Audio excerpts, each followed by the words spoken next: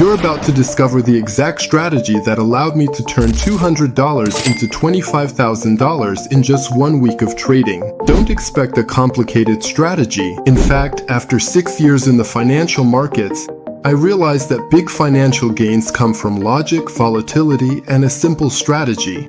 Before we get started, let me share the indicators I use for this strategy. And as you can see, there are actually very few. On the chart right now, there's only price action, just Japanese candlesticks. We're going to add 2 moving averages. The first one is the 50-period moving average, which will be blue on the chart, and the second is the 20-period moving average, which will be yellow on the chart. For this strategy, we'll also use Fibonacci, which will allow us to trade pullbacks in an uptrend. You'll see we're going to go through all of this together right now. The first step of the strategy is to define an area of activity. As you can see on the screen, we have a major support level. It's on this chart I turned $200 into $25,000, and I'll explain it all. So we're going to define this working zone. You can see the support down here. And in our trading session, we're obviously going to target the top of the zone since this is a market consolidation phase.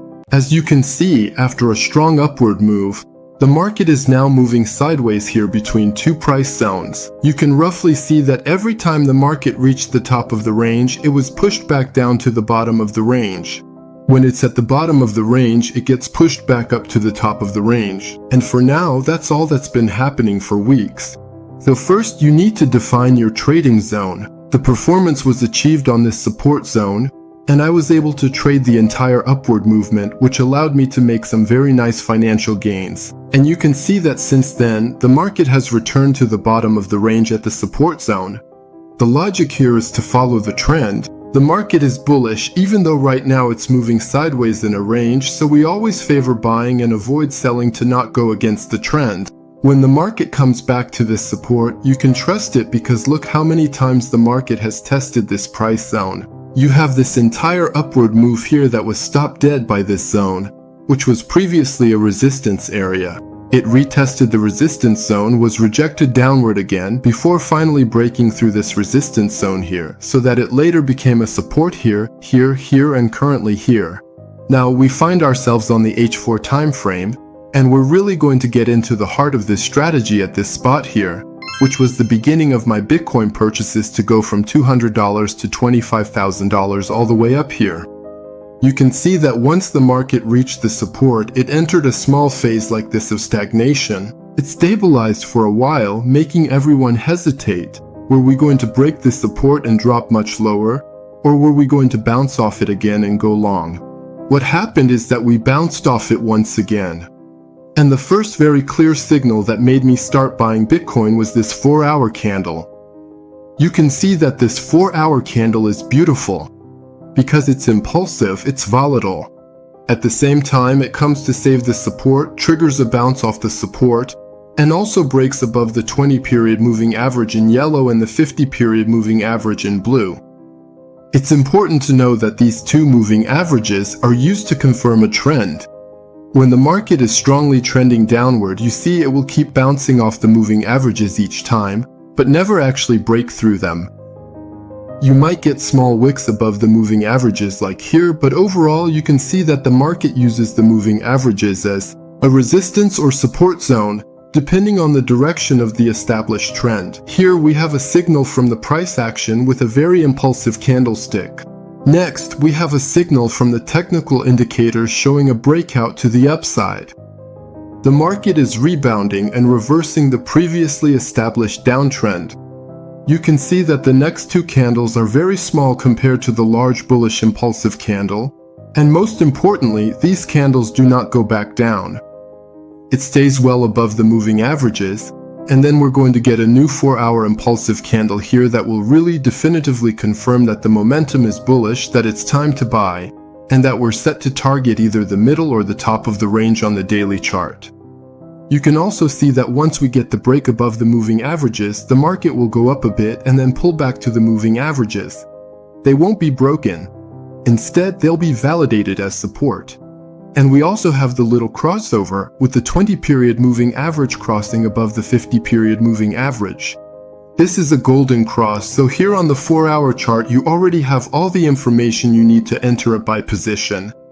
So we've found the start of the uptrend, and now the goal is to ride it, buying the pullback simply by following the trend. To do this, we're going to use the 1-hour chart and the 30-minute chart, because the higher time frames provide strong signals and significant price zones, and the lower time frames let you ride the trends with a lot more candlesticks, a lot more detail, and it's simply easier to buy the pullbacks on the 30-minute chart than on the 4-hour or daily charts. You can see how throughout the trend, the market stays above the yellow and blue moving averages. And your role, once you see, when an upward movement starts like these, your job is to buy on the moving averages, so on the pullbacks. If you missed the first buying opportunity, you have an excellent possible entry point here. You can see that the market crosses the 20-period moving average but stops at the 50-period moving average, which acts as support for the trend. You also see that the market sets up a resistance, so you have two possible ways to buy in this example. Either you're going to buy here at the close of the 1-hour candle when the market moves back above the 20-period moving average, and then you'll need to be patient throughout this whole price zone here.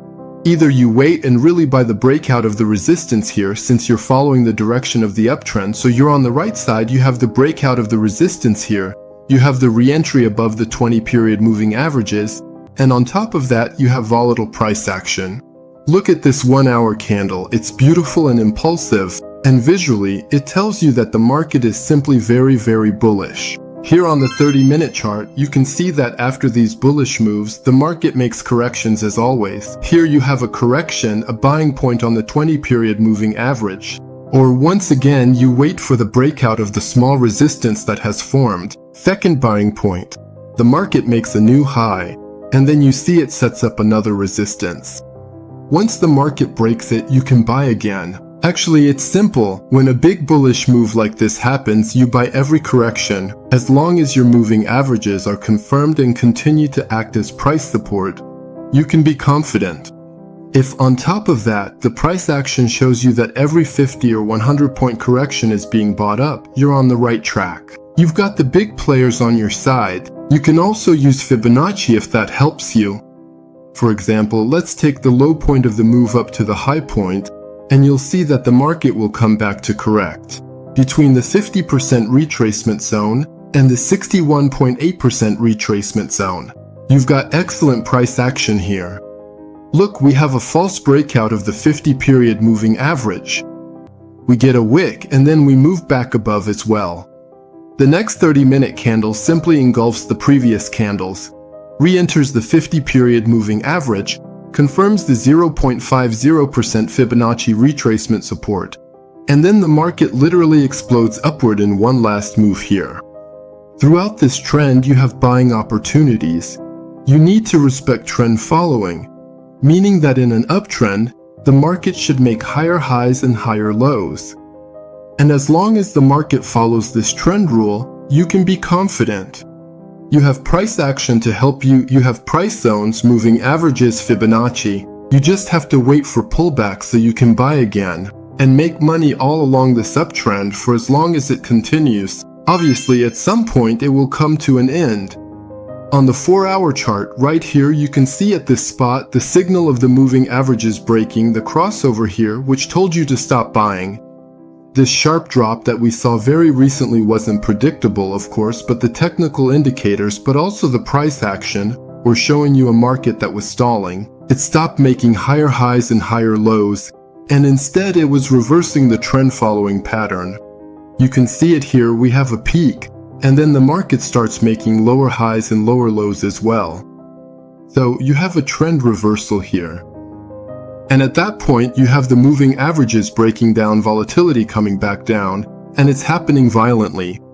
So you simply need to take these signals into account and stop buying. Anyway, if we've done well, we've taken advantage of this whole trend to make money. Personally, I managed to make $25,000. And this was a bullish trend that went from about $110,000 to $125,000. So you had a lot of buying opportunities. And it's up to you, thanks to the strategy one just shared with you for example, to know how to ride it.